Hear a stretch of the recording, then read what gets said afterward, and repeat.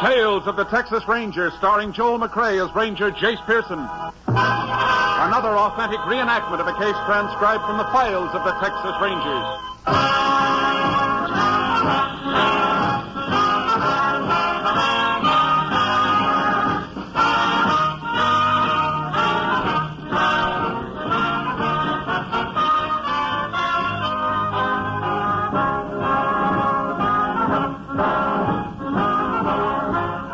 Names, dates, and places in the following story are fictitious for obvious reasons. The events themselves are a matter of record.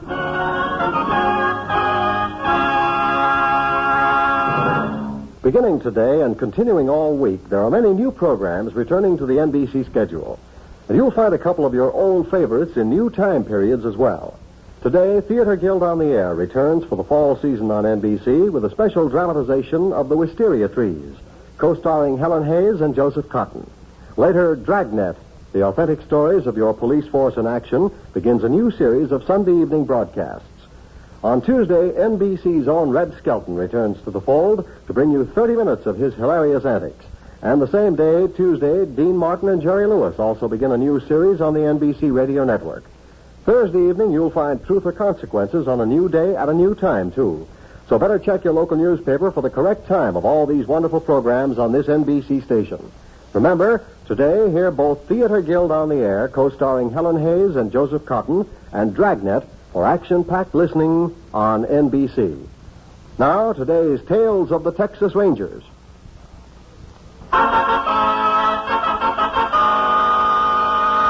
And now, from the files of the Texas Rangers, the case called Drive-In.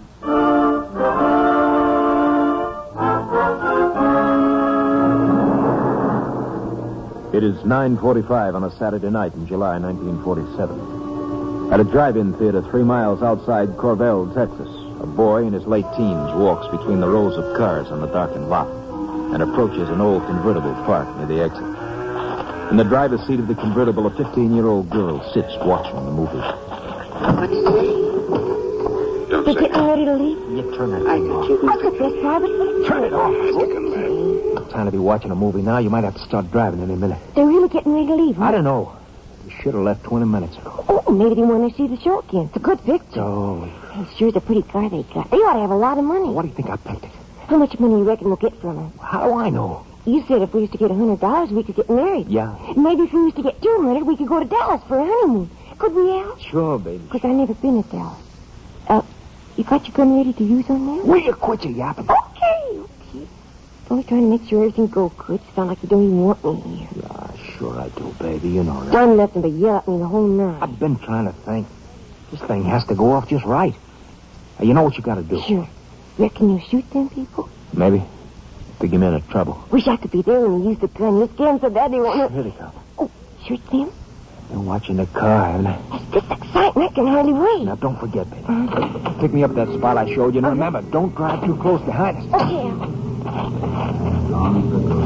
Hey, mister! Mister! What's the trouble? My car's out of gas. Can you give me a ride to the nearest filling station? Well, I reckon we can. All right with you, Ruth? Oh, sure, Jim. Yeah. Hop in the back, son. We'll take you. Oh, thanks a lot, mister. Oh, sure glad you stopped me. My girl and me, we've been waiting 20 minutes for someone to come out. Did you like the picture? What? Oh, yes, ma'am. Real good. We thought so, too. We almost stayed to see you a second time. Reckon I can turn on my headlights now. The way they make you keep your parking lights on these drive-ins, I almost miss seeing you standing there. Sure lucky for me you didn't. My girl's supposed to be home early. Gosh, I feel like kicking myself letting the car run out of gas. Maybe we can bring you back to the filling station. Might be a long time before you get a ride otherwise. Oh, you don't have to do that, mister. Oh, we'll be happy to do it. Oh, we, honey. Oh, of course you will. I remember how it was when my wife's folks were always reading the riot act to me for bringing her home late. We didn't have driving movies then. Shut up, mister. What? Why? When you get to the crossroad, turn left, away from town. What? Do like I say. If you don't, I'm going to put a bullet right in your Oh, head. Jim. Now, Jim. look here, Quit son. that talking. Uh-huh. Now turn left. Oh. Just so you know I ain't fooling, I'm clicking this hammer back. You hear it, mister? What is it you want? You find out. You won't get away with this, son. I told you to quit talking. You're making a big mistake. Why don't you... Shut up! Jim, don't argue with him. Do what he says, please. He's right. You want to live, you do just what I say. Now drive faster. I said faster.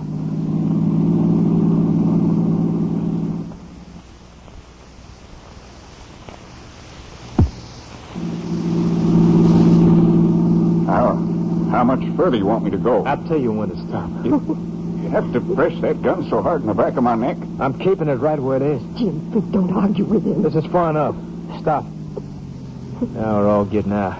Out this side, lady. Young. I still got this gun cocked, mister. Now throw your wallet and purse into the car, both of them. Jim. Throw them in, I said. Okay.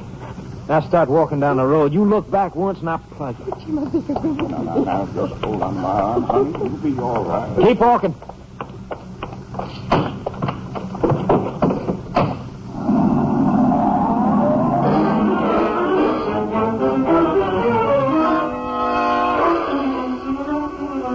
Half an hour later, the couple stopped the passing truck, which took them into the sheriff's office at Corvell. The sheriff, who was in another part of the county, was notified. He ordered an all-points bulletin to be sent out on the stolen car and requested the Texas Rangers to begin the investigation. Upon arrival at the sheriff's office, Ranger Jace Pearson began taking statements from the two victims. Now, I'd just like to go over a few things to make sure we have them straight.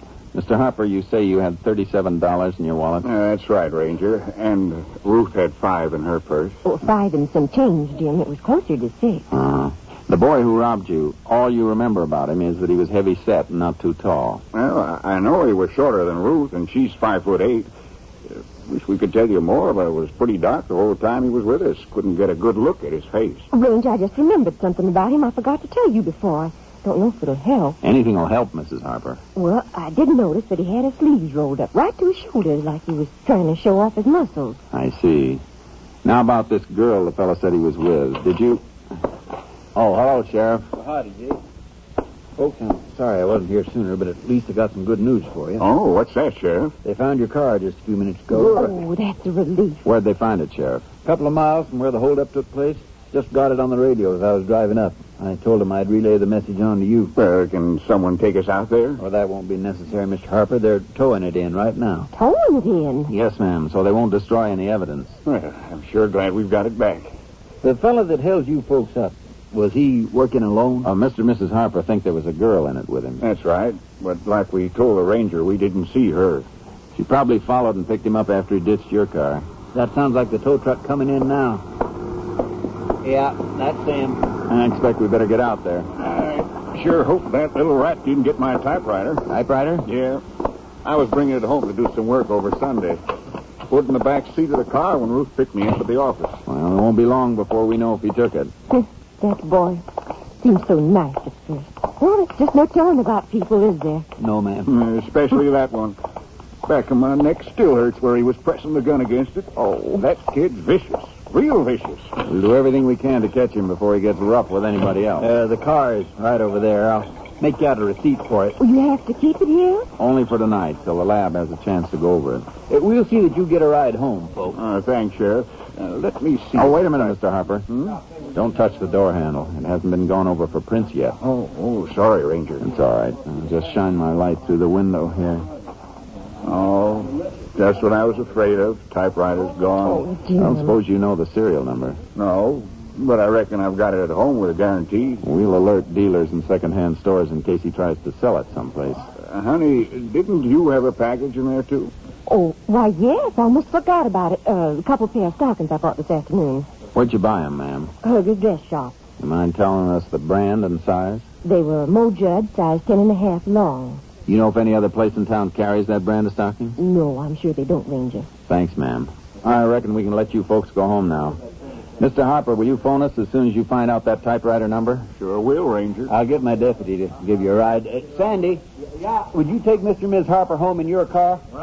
Thanks. Come on, honey. Oh, I'm sure be glad to get home. What do you want to do tomorrow, Jace? Check with the manager of the drive-in theater? Yeah, I'd also like to talk to the owner of the shop where those stockings were bought. Now, Jace, I can understand why you wanted that typewriter number, but why did you want to know all about the stockings? It's just possible that the girl in that hold-up team will come in and try and exchange the stolen stockings for a different size. She wouldn't have to change them if she wears the same size as Mrs. Harper. I don't think she does. The boy who robbed the Harpers is short. From what they said about him, I doubt if he's the type who'd go with a girl taller than he is. Certainly not one as tall as Mrs. Harper. Well, suppose the girl is short. She could still take a large stocking size. Yeah, but the ones Mrs. Harper bought were 10.5 long. Nobody but a tall person would want to wear them. You could be right, Jace. I'll phone the woman who owns the dress shop first thing in the morning. It's only a chance, but I believe it's worth a try.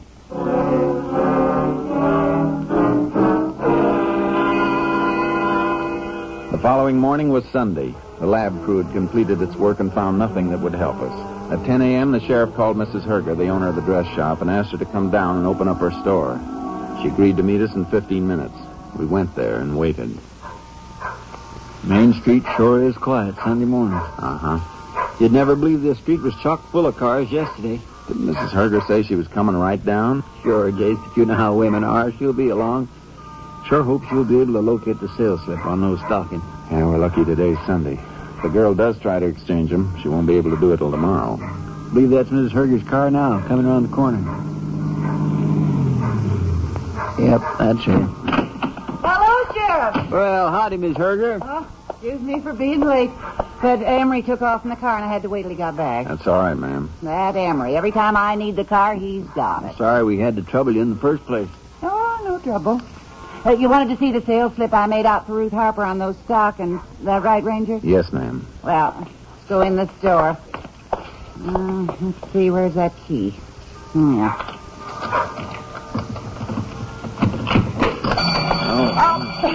I always forget that burglar alarm. Here, let me get my other key and turn that thing off. There. Oh, lucky I got a couple of police officers with me. Somebody'd have me arrested for breaking in my own store. Would you like us to wait here while you look up that slip? No. Come on over to the counter. It might take me a while to find it, seeing as how Mrs. Harper doesn't have a charge account. I'll just get my sales book. She came in here about 4 o'clock yesterday, didn't she? I believe she said it was about 5. Yeah, I remember now. You know what size she bought? 10.5 long. Let's see. No, that's medium length. Here it is. 2 pairs of 10.5 long. She gave me a $10 bill. What's the number on the sales slip, Mrs. Herger? 5040. You want to take it along, Ranger? No, ma'am. We just want to remember it. The girl may come in and try to exchange those stockings. If she does, we'd like you to phone us and keep her here till we come. Well, how am I going to do that? We leave that up to you, but it's important that she stays in this store till we get here. When do you figure she'll show up? Maybe tomorrow, maybe the next day, maybe not at all. You think you can handle it? Well, I never tried anything like this before, but I'll do my best.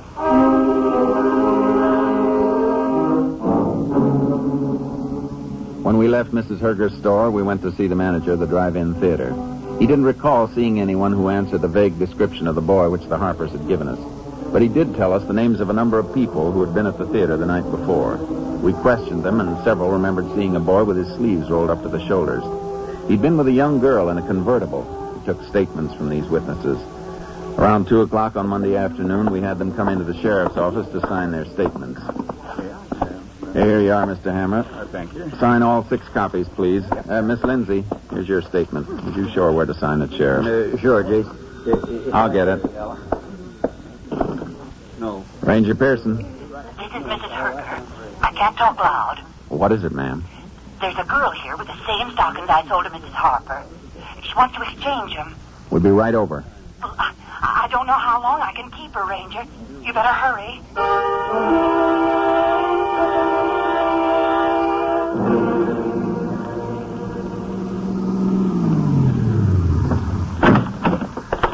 There's 3 girls in there, Jace.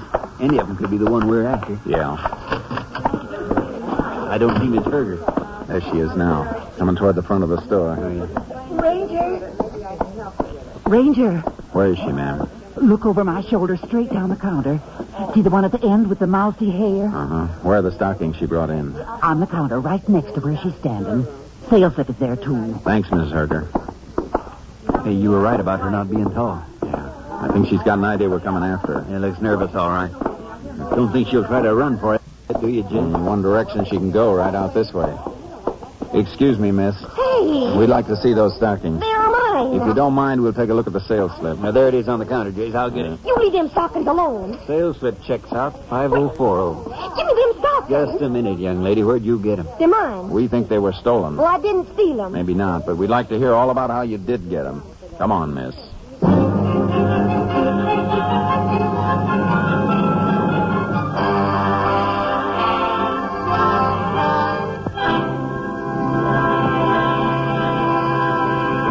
In just a moment, we will continue with Tales of the Texas Rangers, starring Joel McCrea as Ranger Jace Pearson. We often hear the phrase, the American way. But do you ever stop to think just what that means? Of course, it means many things. Our traditions of freedom, our democratic government, and our system of justice. But a fundamental part of the American way is our economic system. Our economic system is not perfect. That's a simple historical fact. But the American economic system has brought greater material means for happiness to more people than any other system the world has ever known. Especially in these critical times, all of us should work to defend and improve this system. And the best way to defend and improve our economic system is to learn how it works. You can get a free booklet explaining our economy by writing to Box 10, Times Square Station, New York City. Just write to Box 10, Times Square Station, New York City, and ask for your free copy of The Miracle of America. Now back to Tales of the Texas Rangers.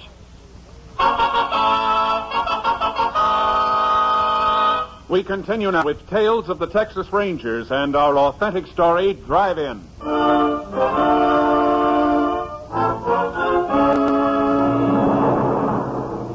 We took the girl with us. In the car, we learned that her name was Grace Maud Compton. She lived in a house on the outskirts of town with her mother, who worked as a waitress in an all-night diner. When we questioned Grace Maud about Saturday night's robbery, she was sullen and denied knowing anything about it. We decided to take her out and discuss the matter with her mother.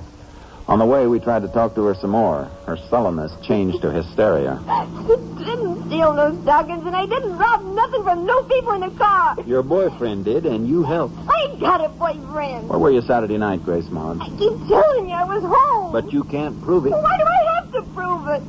Why do you keep picking on me? Nobody's picking on you. You are so. Everybody's always picking on me. Your mother's not going to be very happy when she finds out you're in trouble. I ain't in trouble. Besides, you can't talk to Ma. She's sleeping. I'm afraid we'll have to wake her up. Ma don't like to be woke up. She gets sore when she's woke up before getting up time. That's your place up ahead? Yeah. Nice little house. That dump. Bet your ma works hard to keep it up that nice. Don't start preaching on me. Everybody's always preaching at me. Go ahead, Grace Maud. I ain't going in there. I ain't. Come on. No. She'll start yelling at me. She'll pick on me just like you're doing. Come on, let's go. No. Now, look, Grace Maud. If you haven't done anything, you don't have to be afraid. I ain't afraid. And we'll just have a little talk with you and your mother. There's nothing she can tell you. We'll see about that. Come on. Told you I couldn't see nothing. I ain't afraid of you or her. All right, to go in? Yeah. Door's unlocked. Go get your mother. I don't know if she... That's you, Grace Maud? Yeah? Who's out there with you? But I want to talk to you. Who is it? Police officers, ma'am. I'll be right out. You see, I'll catch you. You woke her up and I'm going to catch you. Do you have anything you want to tell us before your mother comes out? There you go picking on me again. Why are you going to... All right, Grace Maud. Excuse the way I look. I worked all night and I was sleeping. I'm sorry we had to wake you up, Now, ma'am. what's this all about? I didn't do nothing. Be quiet, Grace Maud. What's the trouble, Ranger? We think your daughter might have had something to do with a holdup on Saturday night. I didn't. I tell you, I didn't. Hold up. What makes you think Grace Maud's mixed up in anything like that? She tried to exchange a couple of pairs of stockings in a store in town today. They were stolen along with some money and a typewriter. But I didn't steal. Don't let him tell you I stole them, Mom. You be quiet. Are you sure they were stolen? There's no doubt about it, ma'am. Well, I've tried to bring her up right. I haven't been with her as much as I should be, working like I do nights. But I can't believe she'd do anything real bad. I didn't, Mom. We think she helped her boyfriend in the robbery. Boyfriend? You been going out with that Al again? No, I thought I told you to stay away from him. I ain't seen him in a long time. I swear I ain't. What's Al's last name, Mrs. Compton? I don't know. He works on one of the ranches near here.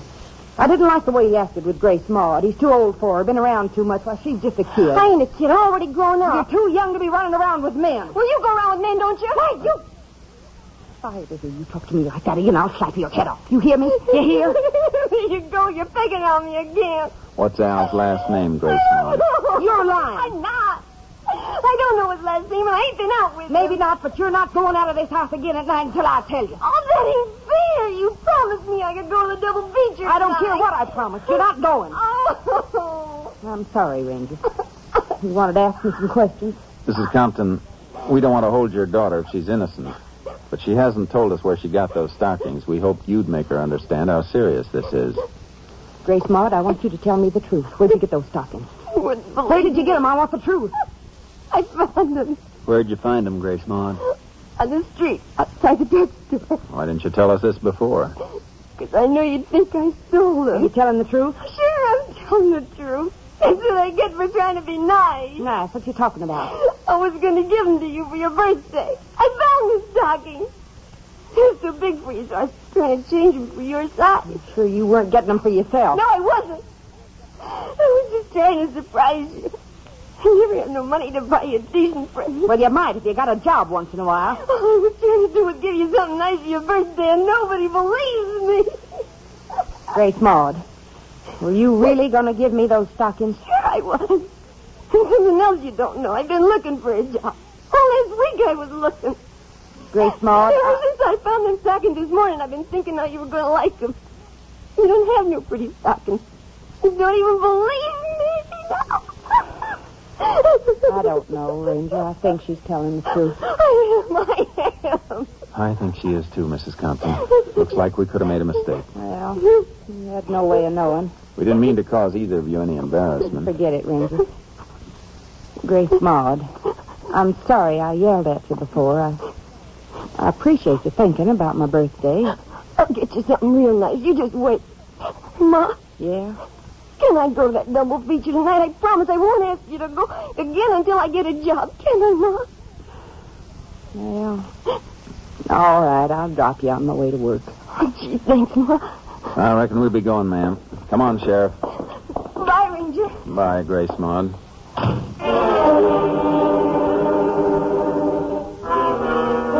We didn't believe a word Grace Maud had said. She'd fooled her mother, and we wanted her to think she'd fooled us. We're pretty sure her plans went beyond seeing a movie that night, and we hoped sooner or later she'd lead us to her boyfriend.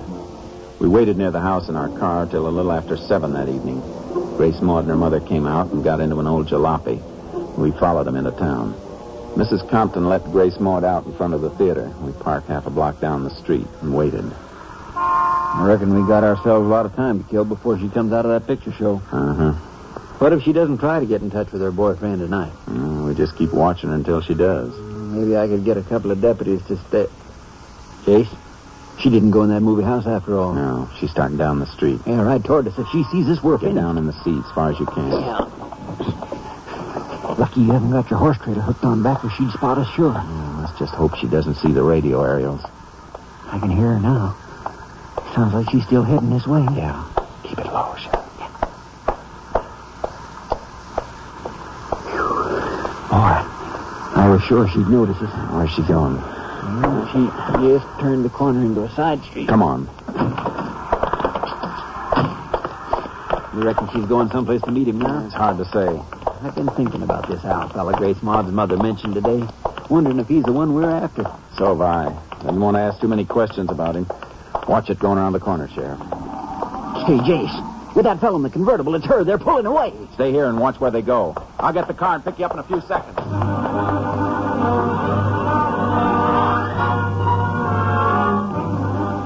By the time I picked up the sheriff, the convertible was out of sight. The sheriff thought they'd headed toward the main highway leading out of town. He was right.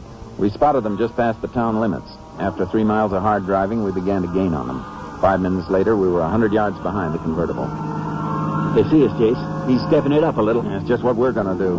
Want me to try a shot at their tires? I don't think so. We'll pull alongside of them. We're making it. Yeah. Yell at them to pull over. Pull over, you! Pull over to the side. Don't be crazy, Tom. Watch yourself. He's going to shoot.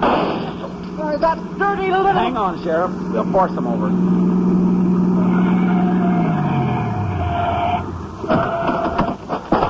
He's making a break for that brush. Stay with the girl. I'll get him. Look out, Al, look out! You keep quiet, Baseball. Drop the gun, you. Didn't want to think of you, Ranger. I'm warning you. If you don't want to get hurt, come out of that brush with your hands up. Shut up! Hadn't been for you being so dumb, I wouldn't be here now. I don't want to hurt you, son. Drop that gun and come out with your hands up. This is your last chance. Yeah? Oh, my shoulder. Give me that gun. Now get up. Oh, my shoulder. Get up. Let's go. Oh, listen to that old yapping. Shut up, you big mouth. Come on. Oh, your shoulder's weak. Oh, you catch on real quick. Handcuff them together, Sheriff. I wish there was something I could do for you, You've Al. done enough. I wish I had my gun. I'd put a slug right through your stupid head. Come on, Sheriff. Let's get these two back to town.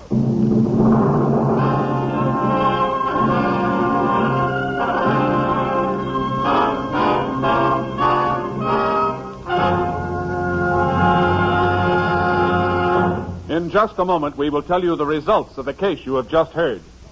NBC means comedy. And Tuesday's the day this week for you to start laughing with Dean Martin and Jerry Lewis and Red Skelton. That's right. This Tuesday evening, you'll hear both these great comedy programs when they begin the new fall season on NBC and this station. Dean Martin and Jerry Lewis will have Rosemary Clooney as their guest this Tuesday evening. And Miss Clooney will sing her popular version of Botcha Me. Red Skelton promises a visit from Junior, the mean widow kid, and Deadeye, America's favorite cowpoke.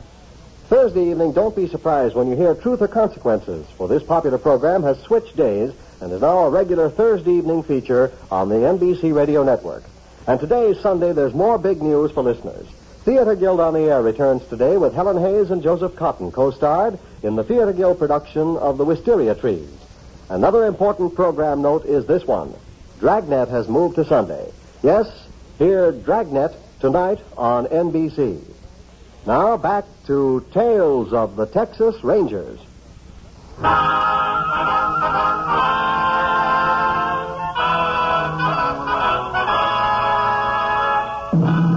And now, here are the results of the case you have just heard. A typewriter identified as the one stolen from Jim Harper was found among Al Bennett's possessions. Bennett confessed to the robbing of Harper and his wife, naming Grace Maud Compton as his accomplice. Grace Maud was sent to the state school for girls at Gainesville. Al Bennett was convicted of armed robbery and is now serving a 25-year term at Huntsville Penitentiary. Now, here is an important announcement from the star of our show, Joel McRae. Folks, tonight marks the concluding performance, for a while at least, of Tales of the Texas Rangers. We've really enjoyed bringing these stories to you and hope that someday we'll be back with you again. To NBC and its affiliated stations, to Colonel Homer Garrison, Jr., Chief of the Texas Rangers, to Captain M.T. Lone Wolf Gonzalez, our technical advisor, and to all the Texas Rangers and members of the Department of Public Safety, our grateful thanks. And we're particularly grateful to those of you who've taken the time to send us your cards and letters. After all, they are the only sure way of telling that you liked our show. Thanks, folks. Thanks a lot. Good night. You have just heard Joel McRae in another authentic reenactment of a case from the files of the Texas Rangers.